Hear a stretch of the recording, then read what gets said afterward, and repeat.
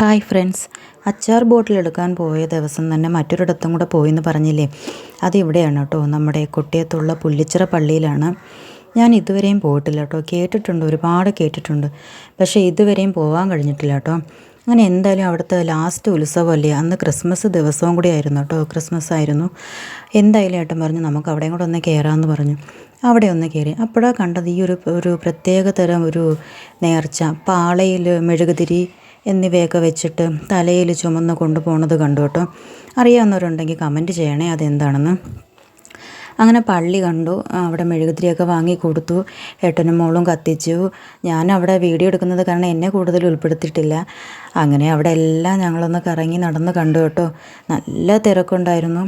അപ്പോൾ ഞങ്ങളവിടെ അവിടെ നിന്ന് കറങ്ങി നടക്കുന്ന സമയത്താണ് ഏട്ടൻ പറഞ്ഞത്, ഇവിടുത്തെ പുല്ലിച്ചിറ കായൽ നീ കണ്ടിട്ടുണ്ടോ, നമുക്കൊന്ന് കണ്ടിട്ട് വരാമെന്ന് പറഞ്ഞു.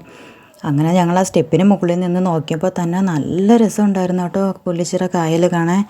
എന്തായാലും ഇവിടം വരെ വന്ന സ്ഥിതിക്ക് അതും കൂടെ ഒന്ന് കണ്ടേക്കാമെന്ന് കരുതി ഞങ്ങൾ പോയി.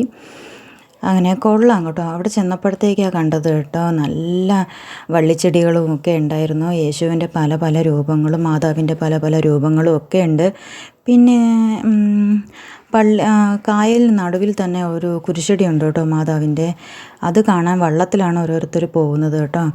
അവിടേക്ക് പോകാൻ വേണ്ടിയിട്ട് വീണ്ടും കുറേ പേര് അവിടെ കാത്തിരിപ്പുണ്ടായിരുന്നു. ഞങ്ങൾ കുറച്ച് നേരം അവിടെയൊക്കെ നിന്ന് കണ്ടു കേട്ടോ.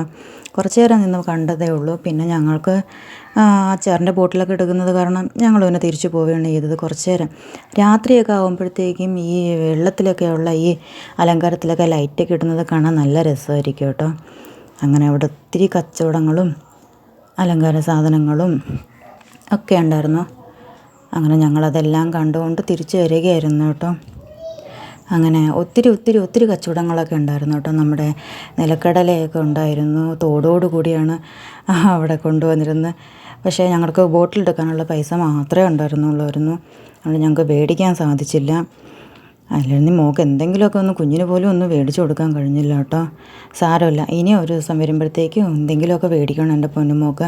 അപ്പോൾ ഇവിടെ ചെടിച്ചട്ടി, നല്ല മുറം, ഒത്തിരി സാധനങ്ങളുണ്ടായിരുന്നു കേട്ടോ. അങ്ങനെ ഞങ്ങൾ ബോട്ടിലെടുക്കാൻ വേണ്ടി തിരിച്ചു പോവുകയാണ് കേട്ടോ.